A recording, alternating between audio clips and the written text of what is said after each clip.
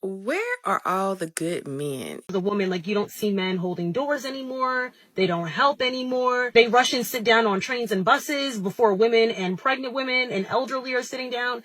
Where are all the good men? Where are all the good men? There's been the question echoing across social media for a while. Where did all the good men go? I'm tired of being alone. I want to share my life with someone. I am just freaking tired. I want to be in love. I want to share my life with someone. I want to feel the joys. I want to have my hands held. I want to be held. I want to kiss. I want to support. I want to make coffee with that person. I want my person. I want my person. Why is it so hard to find your person? Why don't men approach anymore? Why can't I get 4 guys to help me move a slab? And here's what's fascinating. The men these women are looking for, they didn't disappear. They didn't die. They didn't move to another country. They just left. Quietly, without announcement, without bitterness, without even a goodbye. And still, now, some women are standing in empty rooms wondering where everyone went. The friend zone isn't closed for business. It's been abandoned. And the men who left, they're not coming back. Let's talk about what really happened. This for sure was not a movement. There was no hashtag, no viral protests, no collective announcements. Men just started making different choices. One by one. Individually. In silence. And the data tells the story. 28% of single men have stopped actively looking for romantic relationships. That's up from 18% just 5 years ago. Think about that for a second. In half a decade, the number of men who have simply opted out has jumped from 10%. That's not a trend. That's a shift. 41% of men between 18 and 34 have taken deliberate breaks from dating lasting 6 months or longer. Not breaks because they couldn't find anyone. Deliberate breaks. Chosen. Intentional. 31% of men now describe themselves as voluntarily single. Not rejected, not struggling, voluntarily, by choice. Dating app usage among men under 30 has dropped 20% since 2020. 20% in 4 years. And maybe the most telling number of all, 44% of Gen Z men report having zero relationship experience during their entire teenage years. Compare that to only 20% of baby boomers. That's an entire generation of young men who looked at what dating has become and decided it wasn't worth entering in the first place. How long did you say you guys have been friends? 10 years. 10 years. Wait, what? In that time period, have you never had feelings for each other? No, like, he's been just such a great friend. Oh, really? So, like, I couldn't, like, see the other side. True, of it. and If yeah, that that's makes pretty sense. true. That's true, and yeah, that's true. And here's what makes it different from any other time in history. These men aren't bitter about it. They're not angry. They're not protesting. They just made a calculation, weighed the cost against the benefits, and they walked away. This isn't a blip. This is a generational shift. And the friend zone? That was just the first domino to fall. Let's be honest about what the friend zone always was. It was a holding pattern, a waiting room, a place where men invested time, their energy, their money, and emotional labor into someone who had already decided they weren't good enough to date, but were too useful to let go. And for a long time, men accepted this because society told them to. Just be patient. Be a good friend. Maybe she might come around. But here's what no one talked about. The transaction was never equal. I saw a video recently, a woman crying on camera because her male best friend cut her off because he got a girlfriend. She listed everything he did for her, moved her across the country, drove her to medical appointments, rented her a car when hers got totaled, helped her financially through hard times, was even there for her kids, And you know what was missing from that entire video? A single sentence about what she did for him. Not one thing. She spent 10 minutes listing his contribution to her life and never not once mentioned her contribution to his because there weren't any. That was the arrangement. And she didn't even realize how one-sided it was until he walked away. One comment on that video put it perfectly. Quote, "She listed everything he did for her. She never listed what she did for him. That's not friendship. That's a dynamic that only works in one direction. And men have finally done the math." Now, I'm not going to pretend there was one single moment that caused all of this. But if I had to point to a cultural turning point, a lot of men would tell you it was the bear. Earlier this year, a question went viral. Would you rather be alone in the woods with a random man or a bear? And overwhelmingly, women chose the bear. I understand the fear that prompted those answers. That's a real conversation worth having. But here's what got lost in the discourse. A lot of good men heard that and thought, okay, message received.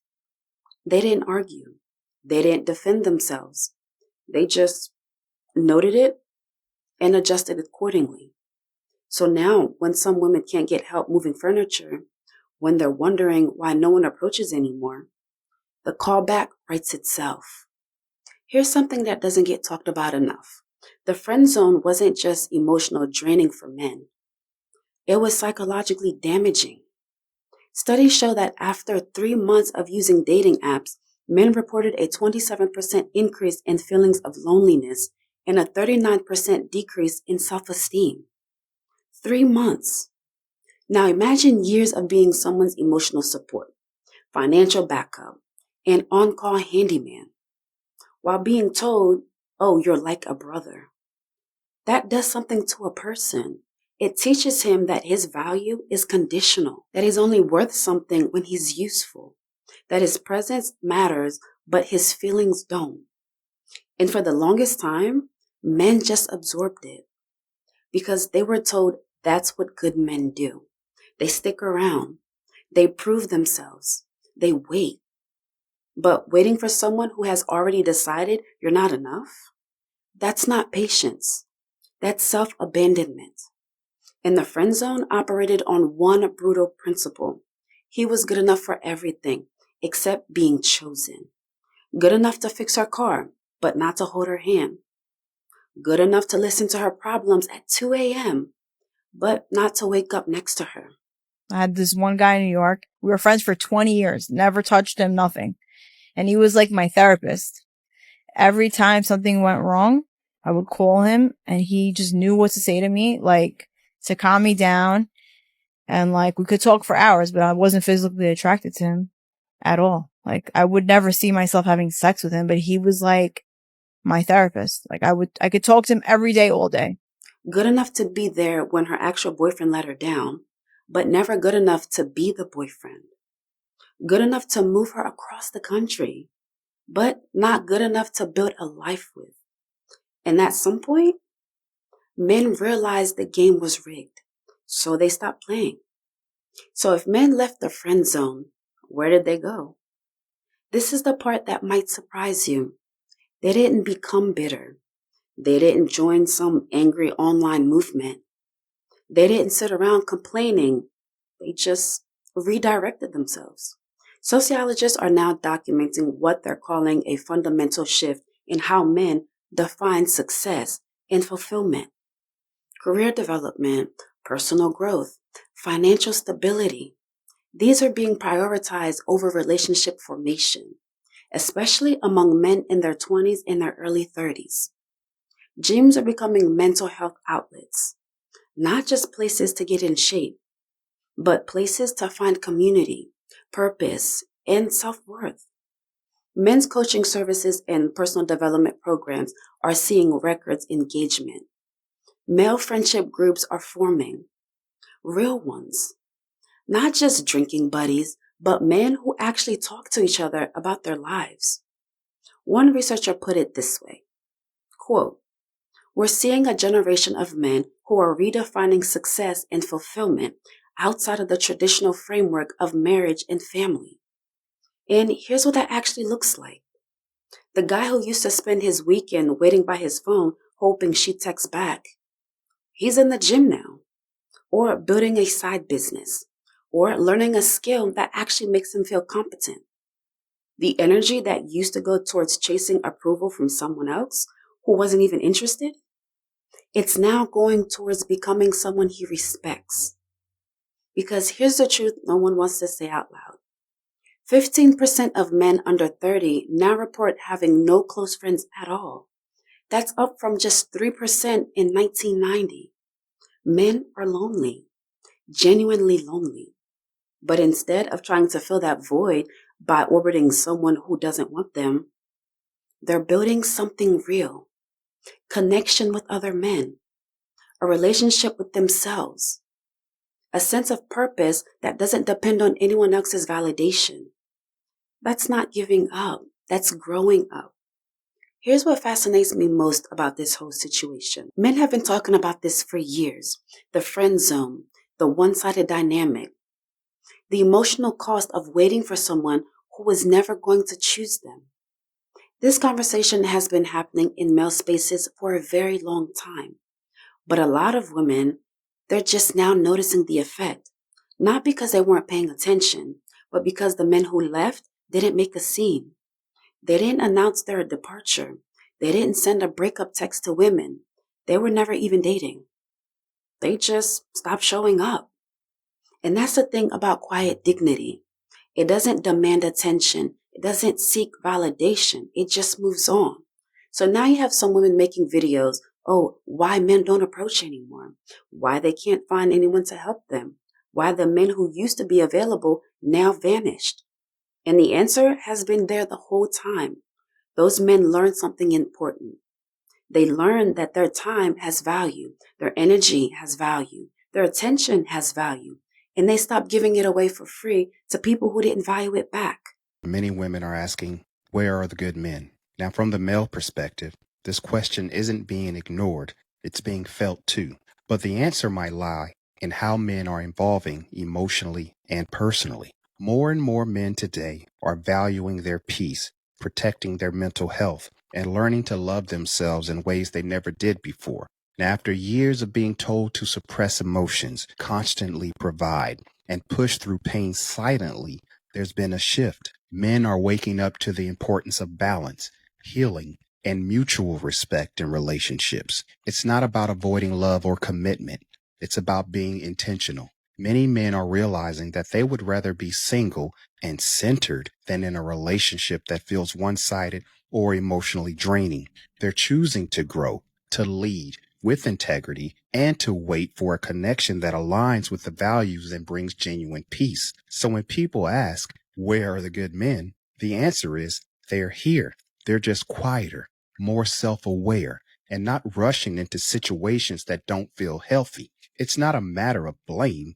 It's a matter of timing, alignment, and both men and women continuing to do their inner work to build something real. Remember the man who was good enough for everything except being chosen? He finally chose himself, and he didn't need anyone's permission to do so. So, to the men watching this, if you've ever felt used by someone who kept you around for what you could provide, while making it clear that you'd never be enough to actually be with, you're not crazy. You're not bitter. You're not a bad person for walking away. You recognize an unequal dynamic and you chose yourself. That's not weakness. That's wisdom.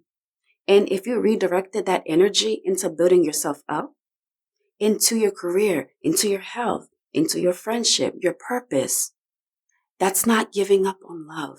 That's becoming someone worth loving. The friend zone only works if men agree to stay in it. And millions of men have made a different choice. Not out of anger, not out of revenge, but out of self-respect. One comment I saw, they put it perfectly. From friend zone to friend gone. And honestly, that might be the healthiest thing to happen to male-female dynamic in a generation. Because when men stop accepting less than what they deserve, when they stop being available for people who only value their utility, it forces everyone to be more honest about what they want, about what they're offering, whether the change is fair. And that honesty, that's the foundation real relationships are built on. Not friend zone, not waiting rooms, not one-sided arrangement disguised as friendship. Real connection, real reciprocity, real respect. And if that's what it takes to get there, then the friend zone deserves to be abandoned. Some doors close on you and some doors you have to close yourself. This was one of them. If this one hits home, tell me your story in the comments. It's been your girl Rene here. I'll see you guys in my next video.